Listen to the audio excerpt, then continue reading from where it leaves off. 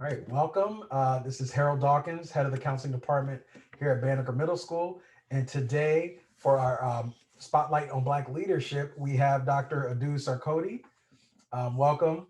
Thank you so Thank much you. for coming. And Thank you so much for having me. yeah, we definitely want to share some of your knowledge and just your career path, your road to where you've gotten to, and Okay, we're definitely looking forward to it. sure. All right, so can you share with the audience what is your current occupation? First, my name is Dr. Nana Yaw AduSarkodie. Most people call me Dr. Adu. I'm currently a physician or a doctor, and I work primarily with older adults. I train in family medicine, so that just means that I'm able to take care of patients from birth to older adults, but I focus primarily on the older adult population at this time. Yeah. Okay, thank you. All right. So, what made you decide on this particular career? Um, well, my grandmother is my she was my inspiration. She passed away. She was a chief nurse back in Ghana, and one of my earliest memories, I think I was maybe 3 years old, which is kind of odd for someone to remember this, but it was a bit traumatic. I remember I was in the hospital with her, and she told me to kind of sit on a bench and wait for her, and then she ran off to go do something. And I heard this young lady screaming. So, kids being curious, I got up off the bench and I peeked my head around the corner and I saw a woman giving birth at the time. So I was like, wow. And she was also my nurse too. So I said, I really want to be able to, help people, take care of people. And so I decided I want to be a doctor from age 3, 4 years old. Wow. You watch a lot of television and you see a lot of different role models, and you see the doctor with the little black bag going to the house and taking care of everybody in the house, and I thought that's what I wanted to do. So what I do now is I actually have my little. It's not a small black bag. It's a big blue bag on a roller, and I take all my stuff with me, and I go to people's houses and I take care of them in their house. Wow. You Yeah, actually lived your dream. yeah. Right? Wow. The black bag and everything. Wow, that's Black an bag and incredible everything. story. Uh huh. So, what's you could you go through a bit of like what you go through on a daily basis at your job? My over the years, my perception of what a doctor is or what a doctor should be has kind of changed and shifted. So my days are not very typical. I do a lot more administration right now, which means that I do a lot more paperwork focused work. So I'm in charge of a large system of people that help take care of patients also. So I make sure that they all have what they need, and we all make sure we create programs to kind of help them support each other and our patients at the same time. So I'll give an example. On a Monday, we have our meetings. So we talk about all our patients in our service. We have about 300, almost 400 patients in our service. And we talk about at least 20 to 30 of them at that one time in the morning. And then after that, I go to another set of meetings to make sure that we have all the necessary supplies and the tools that we need to do our jobs. On Wednesday, I have a acupuncture clinic. So I'm also trained to do acupuncture, which is funny enough. So I have an acupuncture clinic on Wednesday mornings. And then other days, I actually schedule my patients to go see them in the house. So like let's say on a Thursday and Friday when my meetings are not so much, I go see my patients in their homes. Wow. Wow. Yeah. Acupuncture. I had no idea. Yeah, yeah, yeah, yeah. My wife is always at acupuncture, so and I love it too. So it's great. Yeah, it's awesome. It's awesome. And the way the I call it, well, I don't call it. It's called battlefield acupuncture. So Hmm. it's a little bit different from the one you see on television with the long needles that go into people's backs and whatnot. Mhm. These are very, very tiny, what they call the semi-permanent needles, and they go along your ear in a specific pattern. And what they do is they really work to take away pain, and that's really all that is good for right now. And there's one point in the ear that if you put the needles in, it's supposed to really help you with sleep and also with your mood as well. So not only pain relief, but mood and sleep assistance also. Wow. No, that's great. Yeah. Great alternatives to taking a lot of pain meds. And Oh yeah. Oh yeah. Absolutely. And that's why we do it. We want to reduce the amount of pain medicines that our patients are taking and give them an alternative to that as well. Yeah. that's really good. Do you want to share a bit about your upbringing? I know you touched a bit about on that with your grandmother, but some of the things you learned growing up and just your experiences growing up in general. I came to the United States when I was 7 years old, so I spent like the first several months fine tuning my English. I think I was always drawn to sciences. Science, I think, is kind of universal. So whether you know English or not, it kind of sinks in, kind of gels. I didn't like math at all, but I knew I had to do it, so I stayed, doing math. I went all the way through to calculus, taking calculus in high school and pre-college, and it was just something I knew that I had to do. But all through the while, I loved sciences. I loved reading and writing, and I love social studies and current events. So I kind of like love that history piece also. Mm. I grew up in New York, like I said. I went through this program called the Sophie Davis School of Biomedical Education, and it's a condensed program. You do your 4 years of undergrad and 2 years of medical school in 5 years, and you're supposed to shave off a year of getting into medical school, pretty much. But I also did a master's in public health because I felt that in order for me to take care of people properly, I needed to know what kind of environments they were living in and how to take care of a population, so instead of just taking care of one person at a time. So that kind of threw everything into the mix.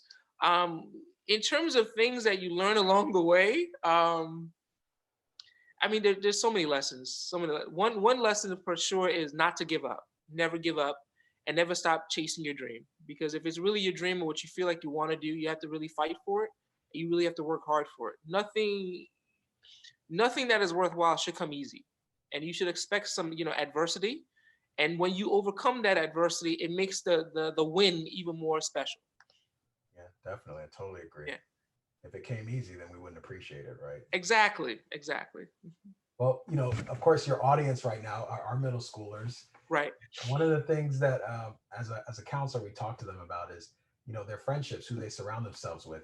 So, looking back, what qualities did you look for in friends? Even now, as an adult, what are those qualities that you look for? Well, back in elementary school and even middle school and high school, I kind of traveled with the same people. Mm. And so my best friend and I, we went to elementary school together, went to middle school together, we went to high school together, and we only split up at college. He went to University of Michigan, and I stayed in New York City, and we still talk till this day. As a matter of fact, I think you want to surround yourself with people who have ambition, meaning that they want to do something or they have a career path that they want to get into. Or if they're not sure what they want to do later on, at least they're still working at a goal. Yes. You don't, it's okay to not know exactly what you want to do, but you want to have some kind of picture for the future of where you want to go. I wouldn't say that all my friends were all straight and narrow. I had several friends who, we would consider knuckleheads right now, but still, they're still your friendship groups, and you influence each other, right? So they may be looking up to you to give them the path, while you're looking up to them because they're so cool, or they have so much more fun. Because your life is mixed up with a whole bunch of different things, right? You can't always be in the books, although your parents would probably love you to do that, but you have to experience life also. So I think that when looking at friends and really friendship circles, I think that you should really surround yourself with people who are like-minded to you, people who may have different interests than you, but overall have people who are hard workers and willing to who know how to play hard and work hard at the same time. No, that's a great point. Yeah. And so, some of the questions I had written for you, I just wanted to ask, um, what do you feel what are your biggest challenges, the biggest challenges in your profession as of Oh, now? Do you see some things that you feel like, wow, this is a big obstacle? okay. I think we're all feeling the biggest challenge right now with COVID-19. And the biggest challenge is not necessarily even the disease itself. It's the acknowledgement of the disease and also the acceptance of possible treatments for it as well. And I think this is with any new thing that comes up. It's a very steep learning curve in terms of what the problem is and how to properly treat it. I think since January of last year, we've learned so much already, but at the same time, we've come up with at least 5 or 6 different vaccines that are in development and 2 that have been approved. But now it's the issue of having people accept the fact that there is a vaccine and wanting to even take the vaccine, right? The other thing too is accepting that we have to wear masks all the time. That's been a huge, huge challenge. My buddy and I, we went to Japan maybe 4 years ago, I think it was, and everybody was already wearing a mask, and it seemed pretty cool. It was like the in thing to do. They had fashion masks. They had masks with like a sequence on them. They had masks with anime characters on them. They had masks with like a whole bunch of different tags and whatnot. And we're like, wow, this is totally different from America.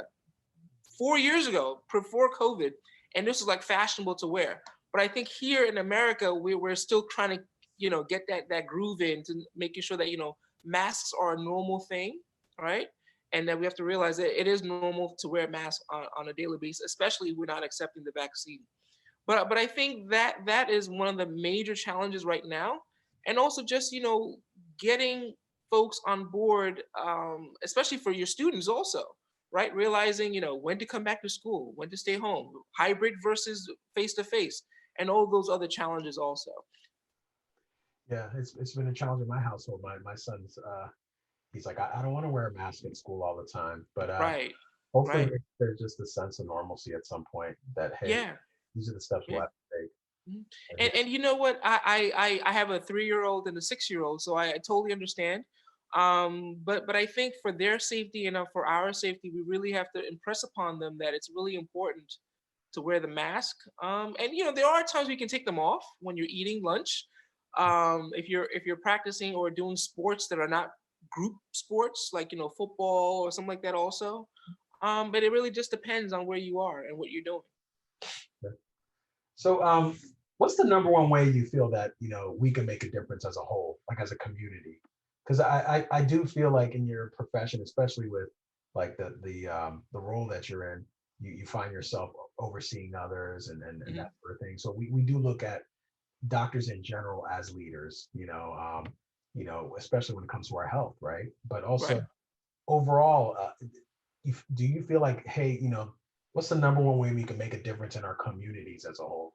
Do you have any ideas on that or thoughts on that? Um, also that depends kind of on like what the present condition is or what we're talking about. But I think in general, in a general sense, the best way you can make a difference in your community is become aware of what your needs are or what your problems are, right? As you know, the African American community, we're plagued by hypertension or high blood pressure, diabetes or the sugar, and a host of other diseases. Okay, at least that's what they say. The best way for us to really make a dent in that is to educate ourselves on what these things are. You want to be able to talk to your family members and ask them, hey, listen, what runs in my family, right? So if you know as a child or even a middle school kid what runs in your family, or that your uncles and your aunties and your mom and your dad both have high blood pressure, you can start taking steps right now to make sure that you don't get high blood pressure when you're older. You can take steps right now to make sure you don't have sugar diabetes when you're older. You want to really develop a healthy lifestyle, which includes, it sounds corny, but drinking plenty of water, eating lots of fruits and vegetables if they're available, and really exercising. I think, especially even now, we do a lot more sitting than standing and exercising because of COVID-19. We don't go outside as much. We're all sitting on our desk all day long on Zoom calls or on our video calls. But we really have to get up and walk around and do some kind of exercise at all times. But I think the main difference is really to educate ourselves on ourselves, our families, the things that run in our family in terms of health states or disease states, and making sure that we take steps to really live healthy lifestyles. I think that would go a long way to really improving the community as a whole. And again, I don't want to take a ton of your time. I'm sure you're Mhm. super busy. Is there anything else that we missed that you feel like, hey, I really want to get this out there? Uh, You know what? I wanted to say that I think I have one of the best jobs out there because I get to see so many different people. I get to touch so many lives, and they touch me too. It's not a one-way street. I think on Tuesday I talked to a gentleman. He was 75 years old, and him and his wife have been together for 43 years. wow. So you don't hear about relationships lasting that long these days, right? They've been together almost as long as I've been alive altogether.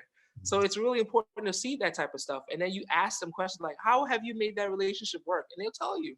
You know, I get to work with a whole bunch of cool gadgets. So I had my my stethoscope with me. So Ah, this is what I use to listen to people's hearts and their lungs and their bellies. I have something called a pulse oximeter. What you do is you put it on your finger, and it tells you how much oxygen is in your blood right now. Okay. I have my my blood draw kit. So this is a what's it called? A blood draw collection set. So the needle goes into your arm, and then there's tubing where the blood flows, and it goes into a container.